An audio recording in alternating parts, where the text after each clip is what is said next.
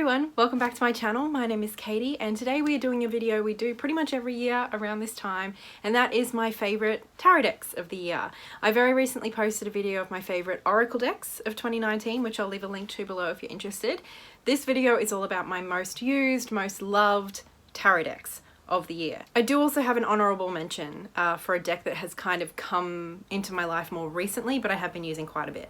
But for the most part, these are decks that I've been using most of the year or since they arrived, so several months, and I've just had a lot of fun playing around with. So in no particular order, let's get started.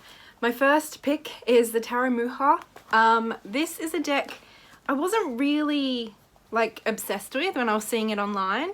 You know, like I was seeing people talk about it, but it's basically just a Rider-Waite-Smith clone, but in kind of like the Art Nouveau style.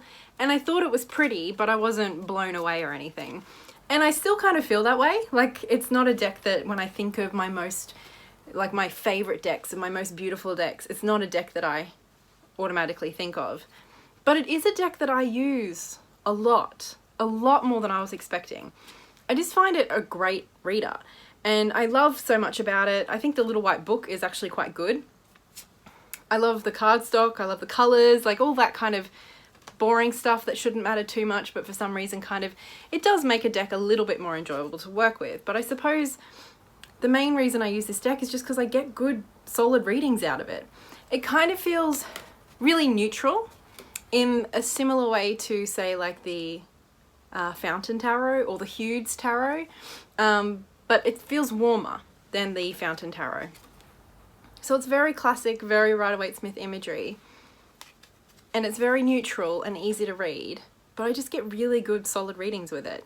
I have found that it's great for kind of more love relationship readings, but it's not limited to that at all. I also just find it quite good for more practical readings, and I mean you can read any deck for any question, but I don't know, some questions and some decks just seem to fit well together. It's not a deck, like I said, I don't feel passionately about it either way. Like it's not a deck I get particularly excited about. But it is one that I just use a lot and that I really enjoy using, and that whenever I do use it, I get great readings with, which means that I use it quite a bit, which means I pull it off the shelf, yeah, more often than not. And it's just a really good, so this is a bit creepy. It's a little bit creepy. But for the most part, it's really just quite pretty. And there are like those scarier, harder, darker cards in here, but it's just really pretty and I like the colours. I actually think that's the only mass-produced deck on this list, so sorry about that. The next is an old favourite, although I suppose not that old. I haven't had it for that long, but ever since I've gotten it, it is a deck that I've spoken about a lot and used a lot, and it's the Minute Tarot, which came in this cute little pouch. There's so much I love about this deck, from the backings to like the size of the cards, but ultimately, of course, it's the images that we're all here for. And it is literally a Rider-Waite-Smith clone, but the artist gave herself 5 minutes to create each image, which I just love. I love it. It's such a fun little deck, and like I said, I've spoken about it so much over the last, what, year or two that I've had it. And it's such a good little deck. It's such a solid reader. I get really quick, snappy readings with it. It's not the sort of deck that I need to like sit down with for like an hour and journal with. I mean, you can, but it's just the sort of deck that I'll pull, you know, 3 or 5 cards and just get a really quick answer to a question, or it just feels snappy and quick and easy and to the point, and I love that about it. And because of that, I have a lot of fun with it. I also just love the look of it. I think the colours are really pretty. Obviously it's quite simple. I also love like the facial hair on some of these characters. It just makes me laugh. I just think it's really fun. I don't know what else to say about it that I haven't already said. So I suppose, oh, look at that. It's so pretty. And I love too how all the borders are different. Like everything about these cards were just drawn in 5 minutes. Goodness. Everything about these cards were drawn in 5 minutes each, including the border, everything. And I just love how everything kind of comes together to create a really good snapshot of what that card means, or at least meant to the artist at the time. The things that stood out to her enough to prioritize drawing in 5 minutes, if that makes sense. Look at that. I love it. And also because of that, I think she had to use colour in a really intentional way. You know, if you're going to bring across a whole meaning and feeling of a card, colour's an important part of that. And obviously you don't have time to use too many different colours, so you got to be intentional and purposeful about the colours you do choose, which I think is cool. I love the concept of it, and I think the execution, I don't know, is just great, and all of that intention and purpose behind the deck really comes through in how I experience it and how I read it, and I love that. I love it. I think probably the most recent deck on this core list for me would be the Saki Saki Tarot. I got this one definitely in the second quarter of the year, and I got it around the time I got a couple of decks. I ordered several in one go to save on shipping because I live in Australia and it's a bitch. And I kind of wasn't expecting this to be the deck that I fell in love with. And I mean, I still have to spend a bit more time with the other decks. But I did. I fell in love with this, and I've spent a lot of time with it, and I've really enjoyed the readings I've gotten with it. It was kind of a deck I'd seen for years. I think the first time I saw it was like on Elise from Wild Moon Woman's channel, which we all know was a little while ago now. And I remember really liking it then, and I think I looked into it, but I just, yeah, the price and shipping and everything just meant that I didn't want it that much.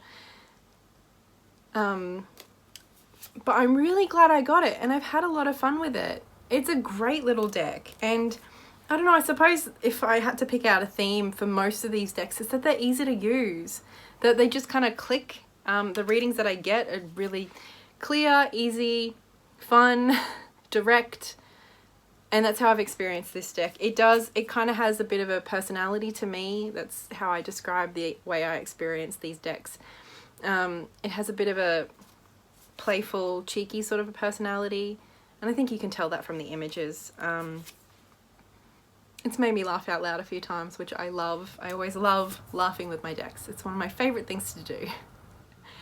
And the colours are just really striking and evocative. There's a lot going on. Some of the cards are a little unsettling, like there'll be characters with no heads and stuff, which is a bit weird. But I like that about that. I like it a lot. As you can see, it's very close to what we know well with our good old Rider-Waite-Smith, but it definitely has its own kind of character going on. It's created a little bit of a unique, alien almost sort of a world, or surreal, I suppose. I love that sun. I suppose I also was a little worried that this deck would be too busy. I've said that before, how I don't have great eyesight, and I don't know what it is. Like, obviously I have glasses, they're corrected, but I just find things that are too busy or too dark quite hard to see. I struggle to kind of make out the individual details when either of those two things is happening. But I haven't found this one to be difficult to see. And perhaps that's because, I don't know, even though there is sometimes quite a lot going on, the important parts of the image are quite distinct from the background, and then the chaos is often in the background. So I can kind of, I don't know, the chaos is part of the experience, but I can still see what's going on, if that makes sense. So yeah, that was a worry I had. Here's a headless character. That was a worry I had, but it hasn't proved to be a problem for me at all, which was very good. I'm very happy about, because I'm having a lot of fun with this one. The next one I won't talk about for too long, because kind of as with the Minute Tarot and a few others, I've had it for a while and I've spoken about it so much. It's the Fantastic Menagerie Tarot, which it's been one of my favorite decks ever since I got it, really. I just adore it. This has to be one of my most used decks of all time. Definitely one of my favorite decks of all time. It is so much fun to work with. I love that it is really quite unique. Like, it definitely follows the Rider-Waite-Smith system. Like, the core meanings of the Rider-Waite-Smith are all here. But clearly it's not just a clone. Like, we have really different representations of those cards. And it's really quite funny. It's quite satirical. It's quite dark. And I just love that about it. This is what I mean when I talk about some of the darker cards. Like, this isn't the only example, but it's one. And it's the Seven of Swords. And I know a lot of people find this deck quite unsettling, and I suppose that's because of like the anthropomorphized animals. as a, you know, and I'm sure there's other reasons too, but people either love or hate that. And I don't always love it, but in this deck, I think it works really well. Like, oh my God, how, like, that's visceral, the emotion of that. Like, that's really intense.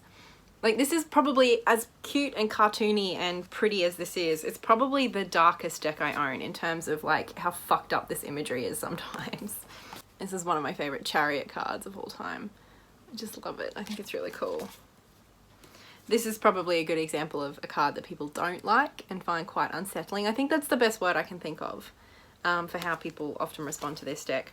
This is my favorite Hierophant card ever, I think, because I think it's so clever and so interesting, and there's a lot going on in this card. I love it. It doesn't put that nice spin on the Hierophant that a lot of people like in Hierophant cards. It's messed up, and that's what I love about it. I just think it's wonderful. And I've just had so many wonderful readings with this. As with the other decks, it's very easy for me to read for the most part. I get just really clear, strong messages. Often ones that kind of smack me around and tell me to like do better. Like, what the fuck are you doing? Do better, Katey. Which, you know, we all need a deck that kind of slaps us around a little bit like that. But what I love, and I think I've used these words before, that it disarms me with its humor. So you know how sometimes you need to be told something hard and harsh, and you even need it in a harsh way because you just haven't been paying attention and you're not listening. This deck does that for me. But it's hard to get my back up about that or get defensive about that because the deck makes me laugh. And primarily it makes me laugh at myself, which is just such an incredible thing for a deck to do. And so for those reasons and many, many more, this deck is one of my favorites. It's been one of my favorites this year. It continues to be one of my favorite decks. Next is a deck I spoke about a lot, especially in kind of like the autumn winter months of this year, and it's the Dark Days Tarot. This is a deck that I kind of like the Saki Saki. I'd looked at a lot over the years and I was worried that I wouldn't be able to make out the images. In this case, because it is quite detailed and also because of the black and white nature of it. So yeah, I'd always loved the idea of it. I'd always been curious. I'd always liked it, but just never bought it because I thought I would have trouble seeing it too much. But then I found it in a bookshop here in Melbourne where you could actually look through the cards. And all of a sudden I could see, like I realized I could see. There was only one or two cards where I was kind of like, I can't make out what's going on there. But, you know, that's kind of part of the fun. But I can pretty much make out every card, which was really exciting to me. So then I managed to pick up a second-hand copy and I just fell in love. I fell in love so hard, so quickly. And what I love about this deck is that even though clearly it has the tarot system going on, I would argue it's very much a Rider-Waite-Smith system in terms of the meanings. It's also portrayed in a very unique way, which is really cool. But what I found is that it's great knowing those meanings. Obviously, I do read using the meanings that I know and have learnt. But what I found is like the images themselves have been my answer. Like very literally the image, which has been, I just love that. I love that when a deck can do that. And so it's kind of like spooky in a way where you're just like, the fuck, how is my experience literally that card right now? It has kind of that surreal quality to it too. So I suppose it's a bit weird. It's a bit odd in its own way. And I've had some wonderful readings. It is a square deck, so you can read it with like the directions, you know, whereas normal cards, some people will read reversals. This you can read 4 different ways. And it does kind of help you. It indicates that in the book that you can do that. I don't though. Like I don't read reversals and I don't use this deck in that way either. I just use the upright cards and use my core meanings that I've learnt over the years, but also just let these images speak to me because they speak. There is a lot of like moon imagery in this, and this is one of my favorite examples of that, with the moons kind of, it's almost like puppets and strings and things. There's a lot of that going on. And I love even just how like this mountain looks more like a quilt or something, like a blanket that's hanging over a mound of some kind. I don't know, there's just so much that's really quite cute about it. But then it also has kind of those surreal, unsettling qualities. And there's a lot of symbolism in here that you know, it's a very rich deck. One of the examples of a card that kind of indicated exactly my answer was the Seven of Pentacles. The question I had was about whether I was going to get a job at the bookshop, and this was my outcome. It's literally money coming out of a book, and yes, I did get the job. Like, that's the sort of readings, that's an example of the sort of readings and cards that I've gotten from this deck, which is just really, really cool. The next deck I've used a lot was actually a really generous gift from Tracy here on YouTube. It's the Idiosyncra deck, and I don't know at what point I realized that I loved this deck online. I kind of had a big shift in my practice maybe a year ago or so, where all of a sudden I really liked and appreciated and craved more modern imagery in my decks. Whereas before I'd kind of, I don't know, really not liked seeing like a phone or, you know, my everyday world. Modern items and dresses and clothing and all of that sort of stuff. I didn't like seeing that in my tarot decks. Whereas now I not only like it, I want it. And it was kind of around that time where I saw this deck with new eyes. Before I just was like, no, like I barely even looked at it. Whereas that shift really opened me up to decks like this. And all of a sudden I was in love. I was in love with the idea of this deck, but obviously it's out of print. And it is one of those harder to get decks. I just thought this sort of like, this is the extra card. But I just was like, oh no, I don't want that in a tarot deck. Oracle maybe, not a tarot. Now I love it. But it was a lot harder to get by the time I realized I wanted it. So Tracy sending this to me as a gift was insane to me. And the cup suit in particular, honestly, it looks like such a simple deck. And it is, that's its charm.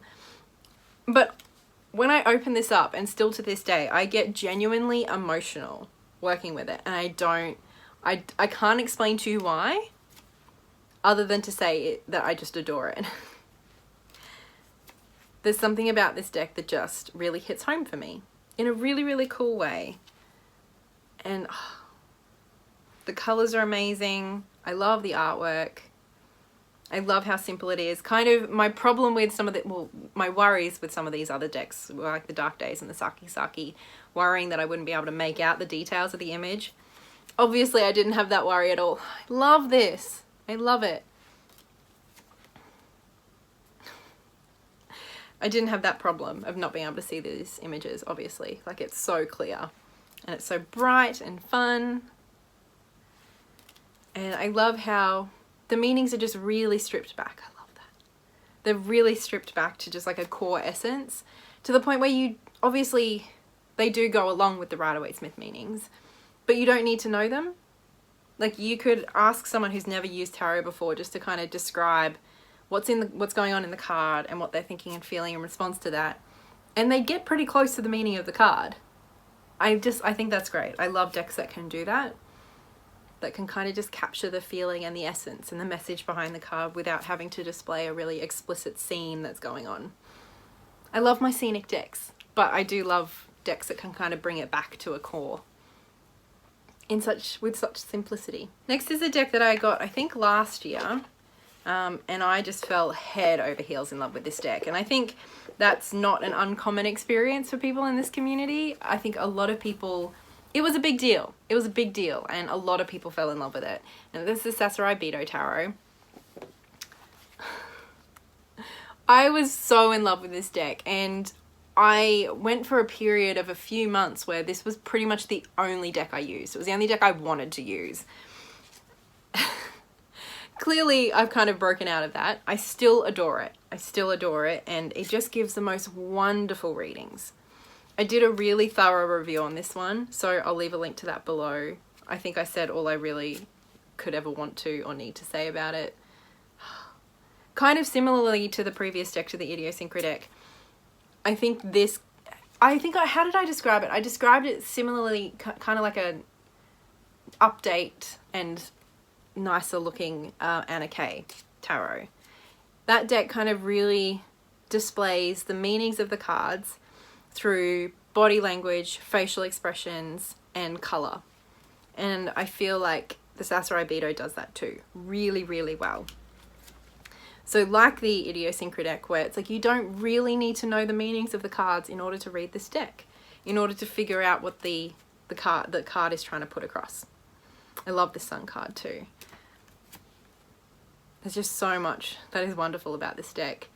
And I had so much fun reading with it. It just brought so much joy into my tarot practice at a time where I was kind of not really feeling it for a little bit there. I love this. I like this. I don't think there's really a card in this deck that doesn't make me feel something, that doesn't give me an emotional response, which is kind of the point of the deck, I think, and is how I read it, really. Like, as with anything, I have the foundation of the Rider-Waite-Smith meetings and the meetings that I've learnt and kind of adjusted for myself and how I read. That always provides a foundation for me when I'm reading. But I love a deck. A deck that is special to me is one that can kind of make me feel something. That gives me that response immediately, that just makes me feel like I just know what it's trying to put across. I love a deck that can do that for me. That can make me feel something. And this deck does that in spades. It does it perhaps more than any other deck. And it doesn't rely on that esoteric symbolism that kind of has some secret hidden language behind it that you have to learn. Instead, it's just out there for you to experience and know for yourself, which I think is great. Next up is the Little Monsters Tarot, or the Mons Tarot, which again is Tracy's fault. I mean, I bought this deck secondhand myself, but watching her videos on it is the reason I got it. And oh my god, this deck. Another one that I kind of put off getting for so long because I was like, another Rider-Waite-Smith clone, but with cutesy characters, whatever. I don't need another one of those. And then when I got it, I was just obsessed. I did a really thorough review on this one too, and I think, again, like I think I did a great review, fam. I think it was a good review. I summed up really well what I wanted to say, I think. So I'll leave a link to that below. I just think this is such a good deck. Obviously, it's very Rider-Waite-Smith. I love my Rider-Waite-Smith. I'm not going to apologize for that. But there's something about this, the playfulness of it. It feels like its own little world that kind of exists just outside of our own. So it feels unusual enough to bring an interesting perspective to a reading, I've found, but close enough that it's really familiar and easy to read and accessible. That's what I love about this deck. Plus it's just colourful and gorgeous and fun. Like, I'm always gonna appreciate that about a deck. I'm not someone who likes to take life too seriously or myself too seriously, and I'm not someone who likes to take my tarot too seriously. Obviously I respect it, but I think there's a difference between respecting something and taking it too seriously. If you want to take something super seriously and that's meaningful to you and, you know, works for you, cool. But it just doesn't work for me. I get too in my head and stress out about everything. And so when I enjoy tarot most is when I'm laughing, when I'm learning and laughing at the same time. And I think, I don't know, that's when I learn best, if I'm honest. And decks like this, in fact, most of these decks, that's part of why I like them so much, is because I learn a lot, I get a lot out of them, but even more importantly, I have fun. And I think, I mean, you just can't smile. You can't look at this deck and not smile. I don't know, I can't at least. It's just so cute, and I love all like the little boats that are in it, like his hat, like, oh.